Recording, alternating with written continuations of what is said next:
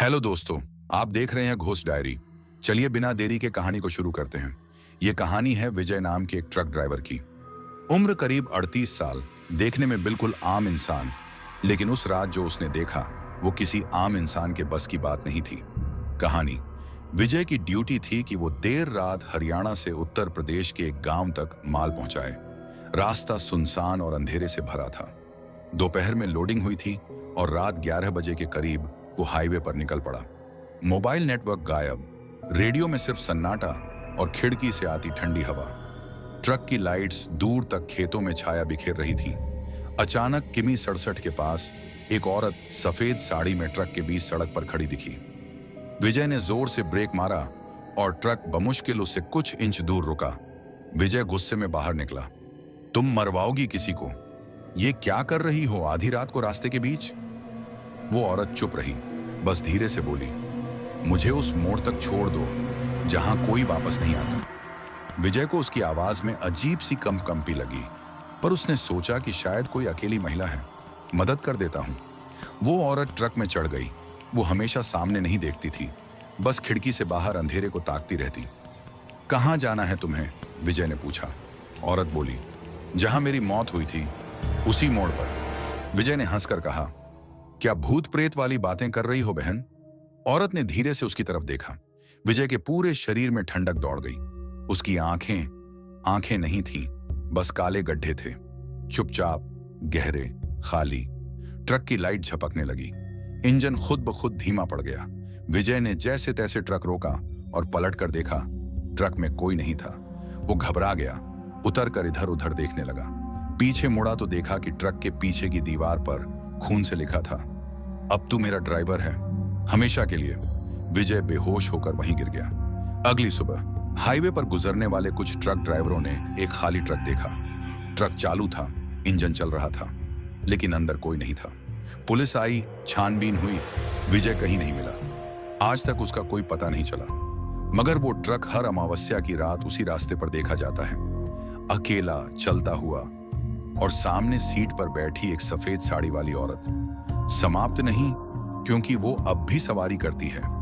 अगर तुमने कभी रात को उस रास्ते से ट्रक चलाया और किसी ने सवारी मांगी तो एक बार सोच लेना। विजय के गायब होने के कई साल गुजर गए। उसका ट्रक कंपनी की फाइलों में मिसिंग केस बनकर रह गया, लेकिन ट्रक कभी गायब नहीं हुआ। हर अमावस की रात ट्रक उसी किमी 67 मोड़ के आसपास दिखता था, धीमी रफ्तार से चलता हुआ, जैसे कोई अदृश्य ड्राइवर उसे चला रहा हो। नई शुरुआत, नया ड्राइवर। राजेश 26 साल का नौजवान नया ट्रक ड्राइवर बना था। उसे पुराने ड्राइवरों से यही सुनने को मिला, किमी 67 से रात को मत गुजरना, वो रास्ता लौट कर नहीं आता। लेकिन राजेश को ऐसी बातों पर यकीन नहीं था। उसने हंसते हुए कहा, डरते तो भूत भी मुझसे होंगे। उसे रात 1 बजे दिल्ली से एक ट्रक लखनऊ पहुंचाना था। जैसे ही वो किमी 67 के पास पहुंचा, ट्रक के दोनों साइड मिरर खुद ब खुद अंदर की तरफ मुड़ गए। रेडियो में भजन चल रहा था, लेकिन अचानक आवाज बदली और उसमें से आई एक धीमी फुसफुसाहट, अब तू मेरी बारी है। राजेश ने डर के मारे रेडियो बंद कर दिया। सामने अचानक वही सफेद साड़ी वाली औरत आ खड़ी हुई, एकदम विजय की कहानी जैसी। वो चिल्लाया, कौन हो तुम? हटो रास्ते से। औरत मुस्कुराई और गायब हो गई। राजेश को लगा शायद वहम हो। उसने ट्रक फिर चलाया, लेकिन अब स्पीड कम नहीं हो रही थी, ब्रेक काम नहीं कर रहे थे। ट्रक जैसे किसी अदृश्य ताकत के काबू में था। वो घबराया और गियर बदलना चाहा, लेकिन ट्रक ने खुद मोड़ लिया और सीधा उसी पुराने वीरान पेट्रोल पंप की तरफ चल पड़ा जहां विजय का आखिरी बार देखा गया था। पेट्रोल पंप पर सब सुनसान था, लेकिन अंदर जला एक लाल बल्ब और वहां बैठा एक बूढ़ा चौकीदार। राजेश ने ट्रक रोका, या यूं कहो ट्रक खुद रुक गया और नीचे उतरा। बूढ़ा बोला, तू भी आ गया बेटा, बहुतों को ले चुकी है वो। विजय, रघु, सलीम, अब तेरा नंबर है। राजेश हैरान हुआ, आपको मेरा नाम कैसे पता? बूढ़ा मुस्कुराया, उसकी आंखें काली हो गईं। उसने कहा, क्योंकि हम सब अब उसके साथ हैं। राजेश पीछे मुड़ा भागने के लिए, लेकिन उसका ट्रक हवा में उड़ चुका था और उसके भीतर से वही सफेद साड़ी वाली औरत झांक रही थी। इस बार उसके चेहरे पर मुस्कान नहीं, एक राक्षसी भयानक गुस्सा था। और फिर अंधकार छा गया। अब जो भी उस रास्ते से ट्रक लेकर गुजरता है उसे कोई अनजान कॉल आता है। फोन उठाने पर बस एक ही आवाज आती है, क्या तुम मुझे उस मोड़ तक छोड़ दोगे जहां से कोई वापस नहीं आता? अगर तुमने हां कहा तो समझो अब तुम ही उस ट्रक के अगले ड्राइवर हो। राजेश की आत्मा अब उसी ट्रक का हिस्सा बन चुकी है। रात, अमावस, 1:47 पर लखनऊ कानपुर हाईवे एक नया ट्रक ड्राइवर इमरान, जो हाल ही में पंजाब से आया था, अपनी पहली नाइट ड्यूटी पर था। उसे लखनऊ से गोरखपुर तक माल पहुंचाना था। बाकी ड्राइवरों ने मजाक में कहा, भाई BR 47 वाले मोड़ से मत जाना, नहीं तो तेरा ट्रक खुद तुझसे छिन जाएगा। इमरान हंसा, मेरा ट्रक कोई भूत थोड़ी चला लेगा। रात बढ़ी, हाईवे शांत हो गया। अचानक हल्की धुंध छा गई और ट्रक के सामने एक खाली चौराहा आया। किमी 67 का वही कुख्यात मोड़। इमरान ने देखा, एक पुराना ट्रक BR 67H87 किनारे खड़ा था। उसकी हेडलाइट जल रही थी लेकिन कोई अंदर नहीं था। इमरान धीरे धीरे पास गया, खिड़की से झांक कर देखा।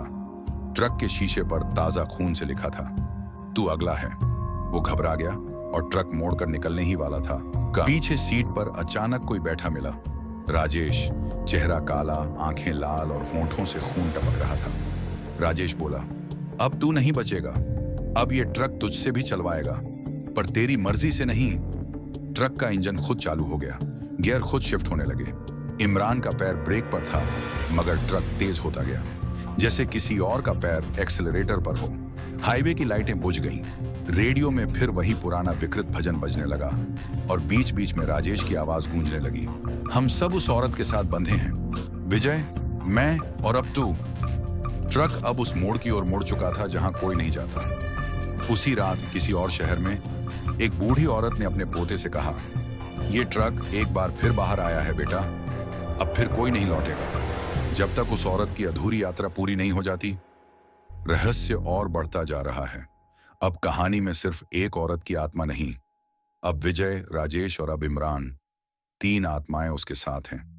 ये ट्रक अब खुद रास्ते तय करता है और हर अमावस पर एक नई आत्मा जोड़ता है। पिछली बार तक विजय, राजेश और इमरान, तीनों ट्रक ड्राइवर अब उस भूतिया ट्रक BR 67 का हिस्सा बन चुके थे। लेकिन असली रहस्य अब भी छुपा था। वो औरत कौन थी और क्यों हर अमावस की रात एक ड्राइवर उसकी सवारी बन जाता? अब जानिए उस रात का पूरा सच, जब उसकी आत्मा ने जन्म लिया और मौत को अमर बना दिया।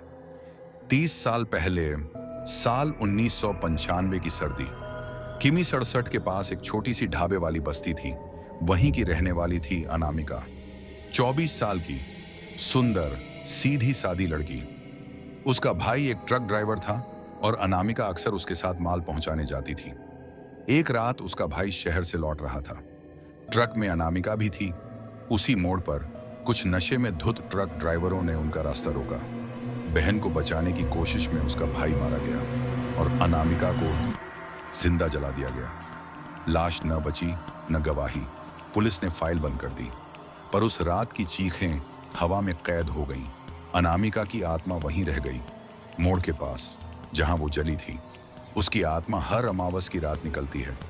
उसे एक ट्रक चाहिए, एक ड्राइवर चाहिए जो उसे उस मोड़ से दूर ले जाए जहां उसकी मौत हुई थी। अब वर्तमान में इमरान की आत्मा भी ट्रक में जुड़ चुकी थी, लेकिन वो बाकी दोनों से अलग था। उसने कुछ पढ़ रखा था। उसके पास एक नाम था, अनामिका। अगली अमावस की रात जब ट्रक फिर खुद ब खुद चला, इमरान ने रेडियो के तार जोड़े और उसमें से माइक से बोलना शुरू किया, अनामिका, तुम फंसी हो मगर तुम्हें मुक्त किया जा सकता है। क्या तुम सच में सिर्फ एक मोड़ पार करना चाहती हो? एक पल को ट्रक रुक गया, लाइटें बुझ गईं और फिर पहली बार वो औरत ट्रक के सामने आई, जली हुई देह लेकिन आंखों में आंसू। विजय और राजेश की आत्माएं हवा में झूलती दिखी, पीड़ा में। इमरान ने अपनी छाती पर छुपा भाई बहन की राख से बनी माला निकाली। अनामिका का भाई उसी हादसे में मरा था जिसकी राख इमरान के पिता ने बचा ली थी। ये तेरे भाई की राख है, तेरे नाम से जुड़ी। अब अगर तू चाहो तो हम सब मुक्त हो सकते हैं। अनामिका चुप रही। उसकी आंखों से खून की बूंदें गिरी और उसने धीरे से ट्रक का गियर रिवर्स में डाला। पहली बार वो ट्रक उस मोड़ से वापस मुड़ा। सुबह 4:03, सूरज की पहली किरण ट्रक खुद ब खुद पास की नदी की ओर चला। नदी के किनारे पहुंचा और वहीं रुक गया। तीनों आत्माएं, विजय, राजेश और इमरान, धीरे धीरे धुंध बनकर आसमान में घुल गईं। अनामिका की देह से आखिरी बार आग की लपटें उठीं और फिर सफेद राख बनकर बिखर गई। ट्रक वहीं खड़ा रहा, हमेशा के लिए शांत। अब क्या बचा? आज भी वो ट्रक पुराने ढाबे के पास खड़ा है। लोग कहते हैं अगर कोई मोमबत्ती लेकर उसमें बैठता है तो कभी कभी एक औरत की मुस्कुराहट सुनाई देती है, पर अब डर नहीं, बस शांति।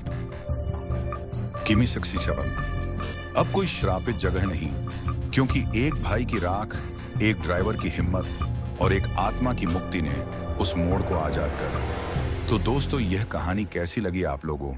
अपना निर्णय जरूर हमें बताइए।